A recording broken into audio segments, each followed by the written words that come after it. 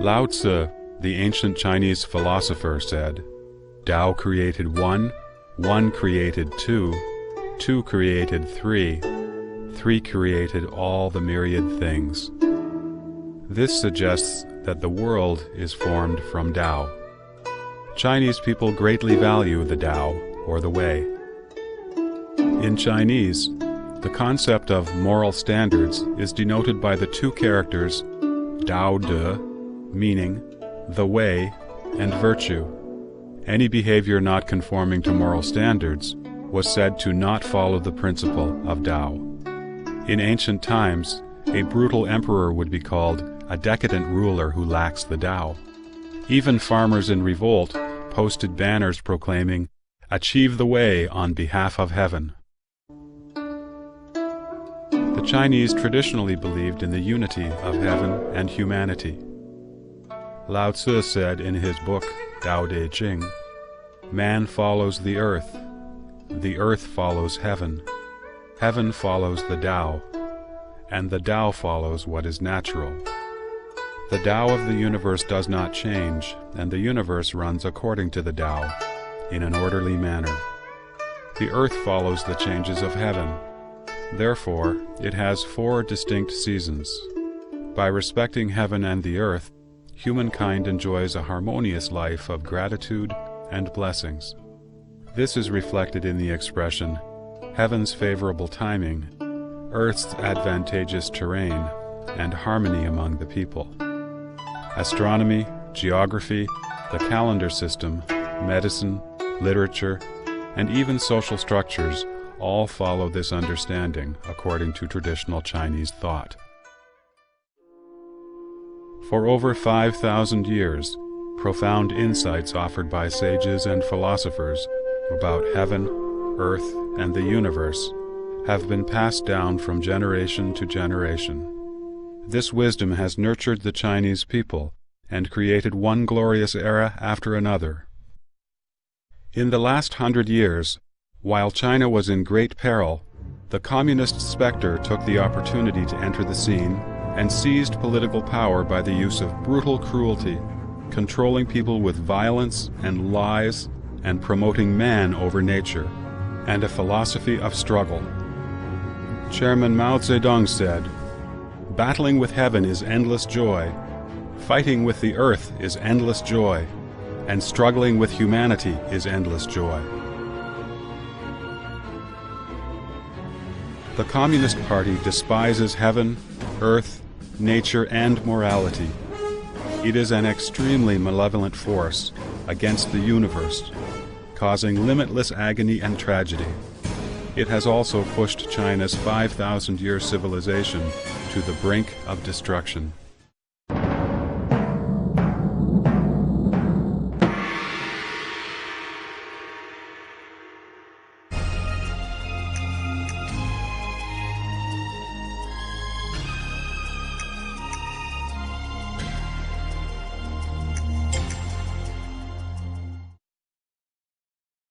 Chinese have been living by a moral standard based on benevolence, righteousness, propriety, wisdom, and faithfulness. Popular sayings included, "Men at birth are naturally good," and "The heart of compassion is possessed by all people alike." Man's inborn nature aspires to kindness. Morality and justice are the most fundamentally important criteria for human beings. The Communist Party disregards these fundamental criteria, human nature, and morals. It materializes and mechanizes human beings. It classifies people into different categories based on wealth, family background, and so-called class components, and stresses that class conflict shouldn't be harmonized. People who were labeled as advanced class were transformed into frenetic revolutionary tools and rebellious revolutionary ruffians. Those labeled as reactionary class were, whether good or bad, cast deep into hell with no chance of being rehabilitated. The Communist Party's standard for classifying people has changed frequently and unpredictably. Yesterday's revolutionaries could be the target of today's attacks. The decades of on-again, off-again political movements have made Chinese people realize that right or wrong is not important in the communist society. The only way to survive is to follow the party closely. In Chinese society today, people have lost their standard of good and evil, virtue and vice. Virtue is regarded as foolish and a sign of weakness. The Chinese saying, "Life will get the best of you if you don't look out for number one," has become many people's motto. People stop at nothing for personal gain.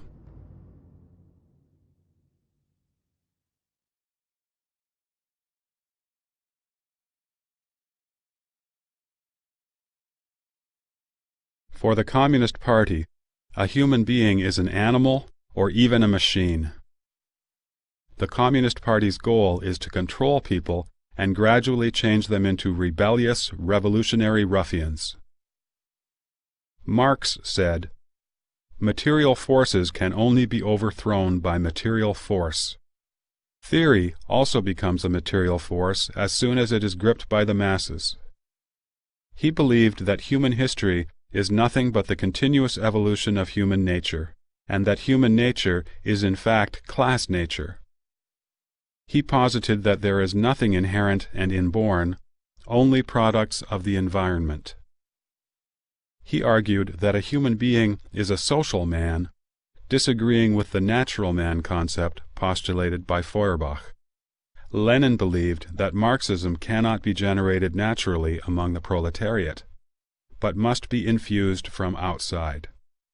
Lenin tried his best, but could not cause workers to shift from the economic struggle to the battle for political power. So he pinned his hopes on the conditioned reflex theory put forth by Nobel Prize winner Ivan Petrovich Pavlov. Lenin said this theory, quote, "has significant meaning for the proletariat all around the world," unquote. Trotsky even vainly hoped that conditioned reflex would not only psychologically change a person, but also physically change the person.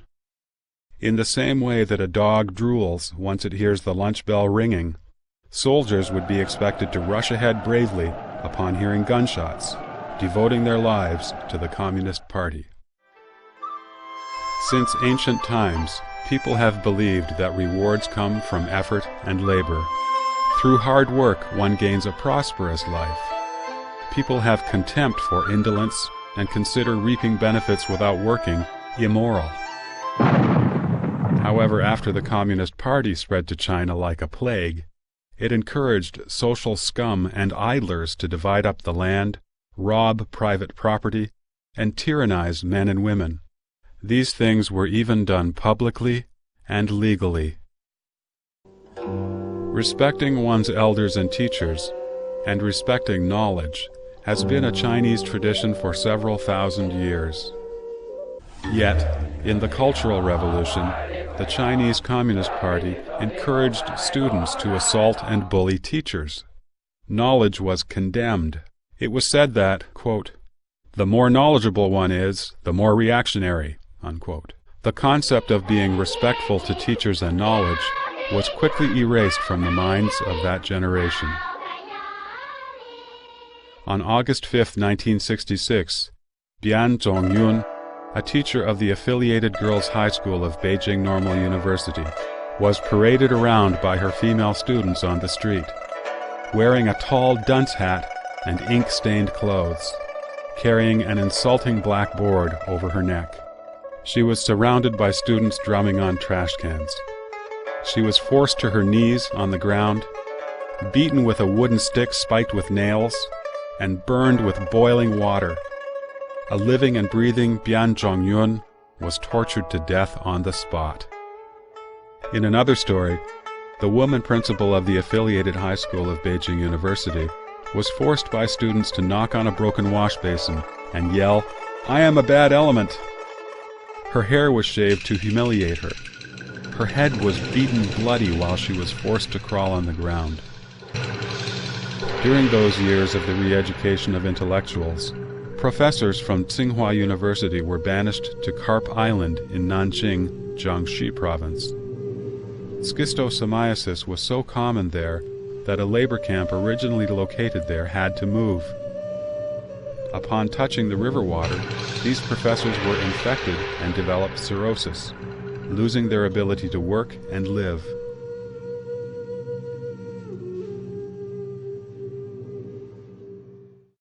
Everyone thinks to be clean is good, and to be dirty is bad.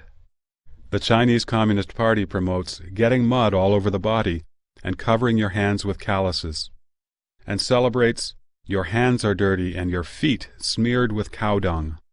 People like this were considered to be the most revolutionary, and they could attend universities, join the party, be promoted, and become party leaders. Affection is a natural human emotion. Affection among husbands and wives, children, parents, friends, and in society is normal. Through incessant political campaigns over several decades, the Chinese Communist Party has forced people to fight with people. Under intense pressure and terror, it has been common for parents and children to report on each other, or husbands and wives to expose each other. Family relations were often renounced. The Communist Party suppresses human beings' virtuous nature. It promotes, encourages, and uses the evil side of humanity to strengthen its rule. The Communist Party has systematically destroyed universal moral standards in an attempt to demolish the concepts of good and evil and of honor and shame that have been maintained by humankind for thousands of years. The Communist Party crushed Chinese people's courage to speak the truth and turned Chinese people into spineless cowards. In the name of helping the Communist Party rectify itself, the anti-rightist movement in 1957 called upon intellectuals and the general public to make suggestions to the Communist Party. When people bravely and sincerely talked about what was really on their minds, they were accused of being anti-communist, labeled as rightist, and sent to forced labor for 1 or 2 decades. Their families were implicated. In 1969, a regular female Communist Party member, Zhang Zhixin, was thrown into jail for expressing a different view on the Cultural Revolution than the official one. Because she held on to her view, prison guards many times stripped off her clothes, handcuffed her hands behind her back, and threw her into prison cells filled with men, letting the prisoners gang rape her. She became insane in the end. Yet in spite of this, when she was about to be executed, the prison guards feared she would cry out in protest. They held her head down and sliced open her throat without any anesthetic.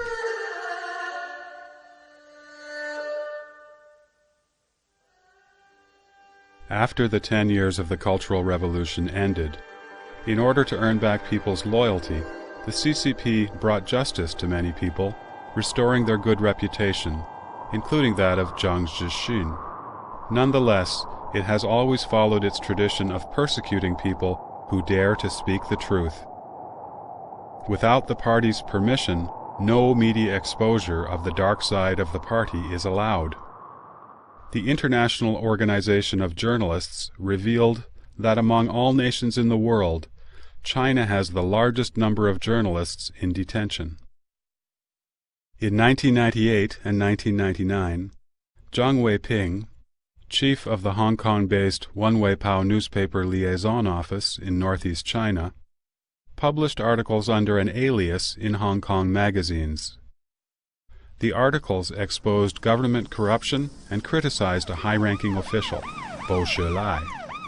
As a result, Zhang Weiping was secretly arrested and sentenced to a 6-year prison term, allegedly for leaking state secrets and inciting subversion of the state's political power. His wife was also detained because she tried to help her husband. When officials at different levels were handling his case, they were all aware of the injustice, but no one dared to openly discuss it. By persecuting a man who dared to speak the truth, the Communist Party again showed the Chinese people the consequences of defying the party's will and speaking the truth.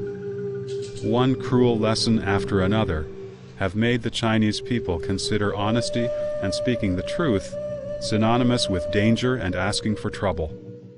Lies and counterfeit merchandise prevail from government to civilian organizations.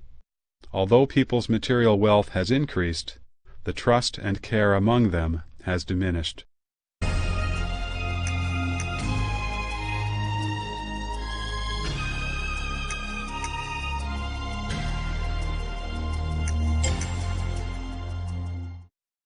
Engels said that freedom is the recognition of inevitability.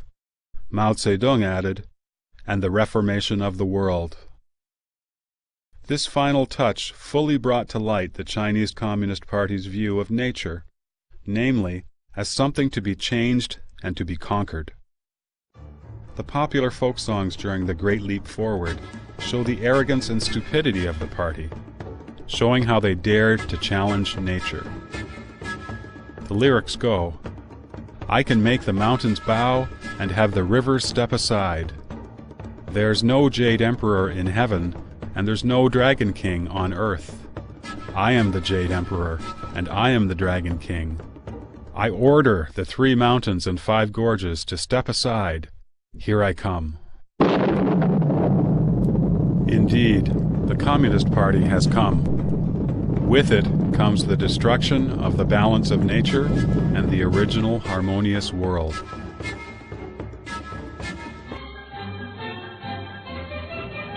Under its agricultural policy of keeping grain as a key link, the Chinese Communist Party converted to farmland large areas of mountain slopes and grasslands that were unsuitable for farming, even filling rivers and lakes to make cropland. What was the result? The CCP claimed that the grain production in 1952 exceeded that of the nationalist period.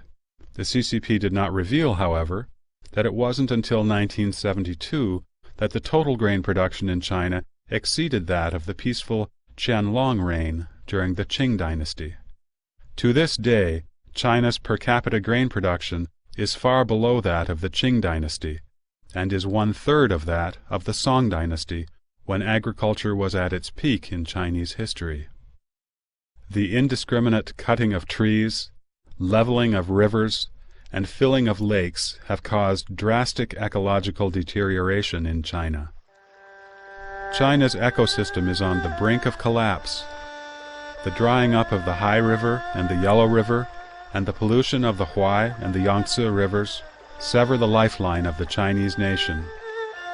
With the disappearance of grasslands in Gansu, Qinghai, Inner Mongolia, and Xinjiang, sandstorms have entered the Central Plains. In the 1950s, under the guidance of Soviet experts, the CCP built the Sanmen-sha hydroelectric power station on the Yellow River. To this day, this power station has the generating capacity of only a medium-sized river, despite the fact that the Yellow River is the second largest river in China. To make matters worse, the project has also led to an accumulation of mud and sand in the river's upper reaches, and raised the height of the riverbed. Because of this, even a moderate flood brings enormous loss of life and property to people on both sides of the riverbanks. In the 2003 flood of the Wei River, the peak volume was 3,700 cubic meters per second, a level that might occur every 3 to 5 years. Yet, that flood caused a disaster unprecedented in the past 50 years. A multitude of large-scale reservoirs were built in Henan province. In 1975, the dams of these reservoirs collapsed one after another. Within 2 hours, 60,000 people drowned. The total death toll was as high as 200,000.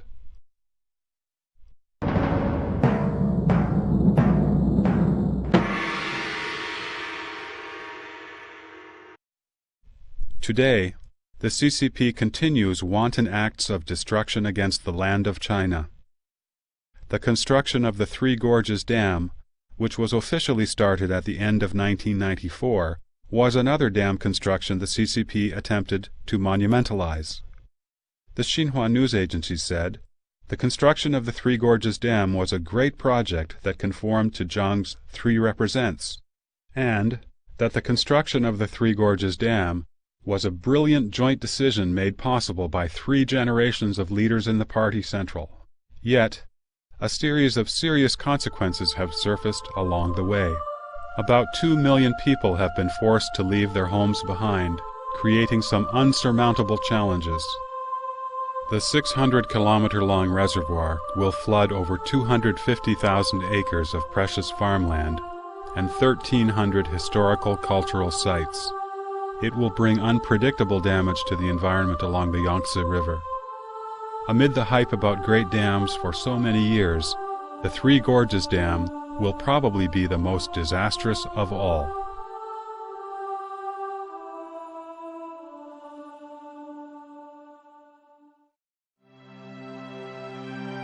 In the hexagrams, or bagua, of the Book of Changes, China's ancestors regarded heaven as Jian, or the creative, and revered it as the heavenly Tao.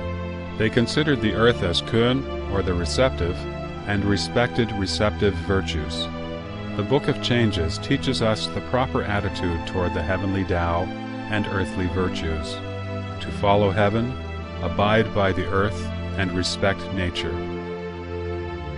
The CCP, however, in violation of Qian and Kun, promotes battling with heaven and fighting with the earth. It has plundered the earth's resources at its will. In the end, it will inevitably be punished by heaven, the earth, and the law of nature.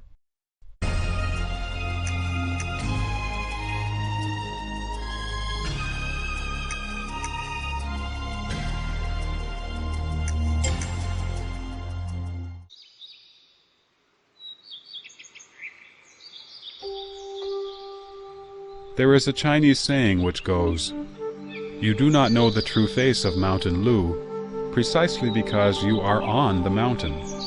As little, tiny beings in the boundless, vast universe, mankind will never be able to understand the complete makeup of the universe.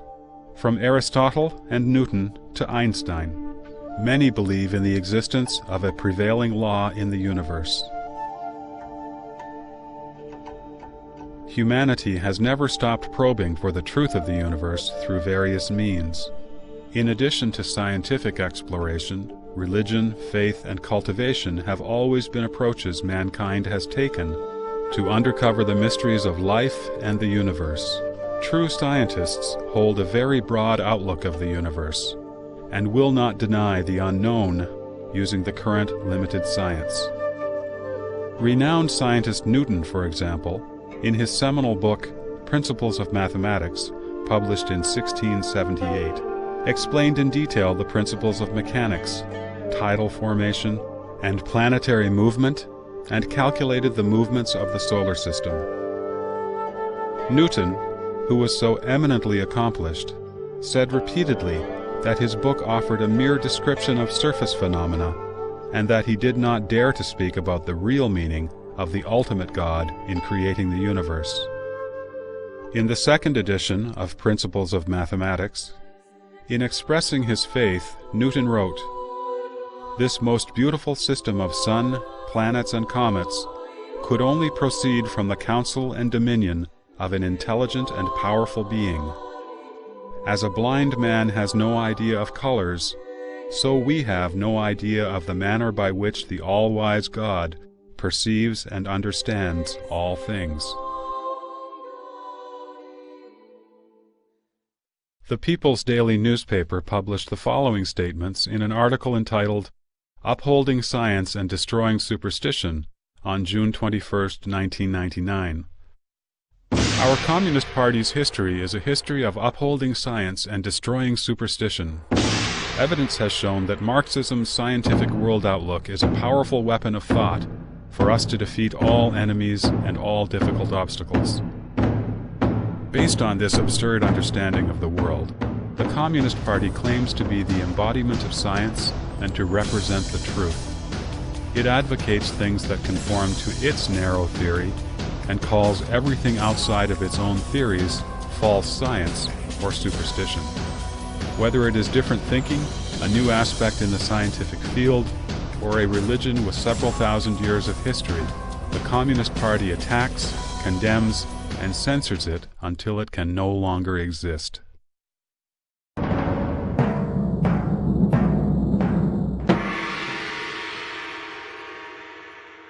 The Russian Communist Party used to criticize the theories of relativity, quantum physics, and the theories of the universe. After it came to power in 1949, the Chinese Communist Party closely followed Russia and demolished any anti-Marxism or anti-Leninism theory. Many professors' political thinking and ideas about class differentiation were harshly criticized because their academic views conflicted with the government's official guidelines. On June 29, 1952, the People's Daily published an article announcing that the Russian geneticist Michurian's biological theory was of the proletariat nature, whereas Morgan's theories of genetics, which was commonly acknowledged at the time in the global biological community, was criticized as idealism, reactionary, supporting the capitalist class, false science, and even fascism. During the Great Leap Forward in 1958, the ideology of the day is summed up by the following saying: "However daring human beings are, that's how productive the earth is." This saying was considered to be the truth, and any experts who thought differently were ruthlessly denounced and criticized. Today, modern medical science, research on the soul, reflective research on evolution, and other new scientific fields around the world have been denounced as false science, and are being suppressed and attacked in China because they are not in accordance with communist doctrine. Science is a means for mankind to explore nature, yet the Chinese Communist Party has used many ways to monopolize and manipulate science. The manipulation is all-encompassing, influencing everything from education to scientific research. It has suffocated Chinese people's creativity and independent thinking, their spirit to explore unknown territory, and their courage to reflect on traditional theories. For thousands of years, faith has been mankind's experience and a way of understanding the relationship between man and the universe. Faith should lie beyond the management of a political party. The Communist Party believes in materialism and atheism, which oppose mankind's traditional beliefs. People's faith in God made it difficult for the Communist Party to promote communism. Consequently, ever since its earliest establishment, the party has been extremely afraid of various orthodox faiths. So, it turned around and accused religion of being an opiate for the masses, keeping them numb to the truth. The Communist Party forces people to believe that a human being is no more than a high-level animal who can talk and use tools. It advocates that there is no God, no Buddha, no past lives, no afterlife, and no ultimate price to pay for one's misdeeds.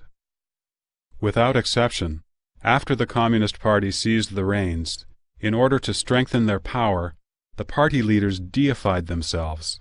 One quote from the day: "Chairman Mao is the great savior of the people. The Communist Party is like the sun. It brightens everything it shines upon." Yet, people who truly believe in God will not consider their political leaders to be gods. In light of this, the orthodox faiths posed a serious challenge to the Communist Party's policy of keeping people ignorant. Ever since the Chinese Communist Party took power, it has destroyed temples, burnt scriptures, persecuted priests and monks, and sent party members to infiltrate religious organizations and to take positions as religious leaders.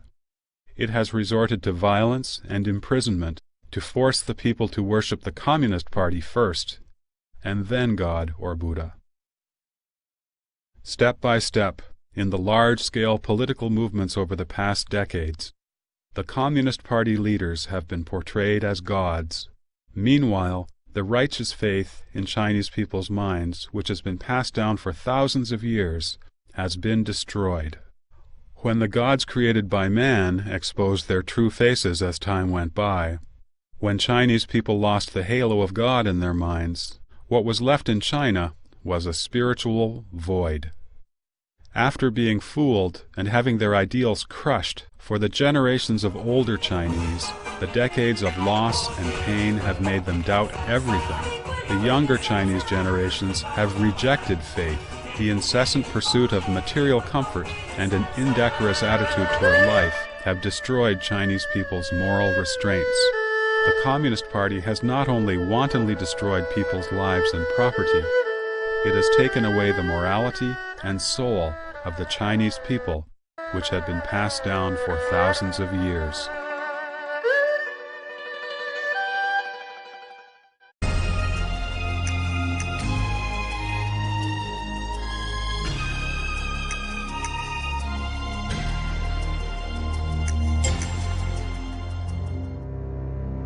As an evil specter that opposes nature, heaven, earth, and humanity, the Communist Party has no righteousness.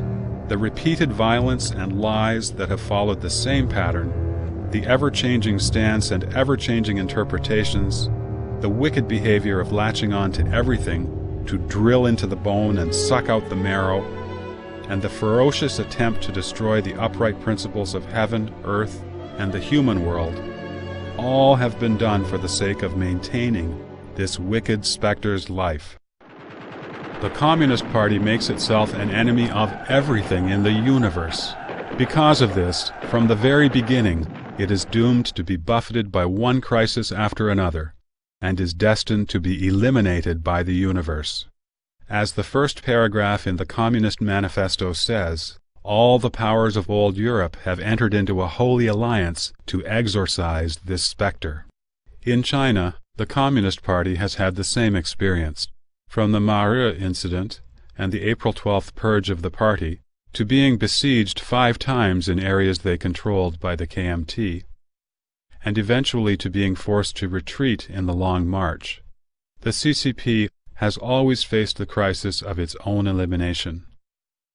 One political movement after another, from when the CCP took power to the so-called economic reforms which completely abandoned socialist theory, these are nothing but struggles made up by the Communist Party when it encountered life and death crisis over and over again.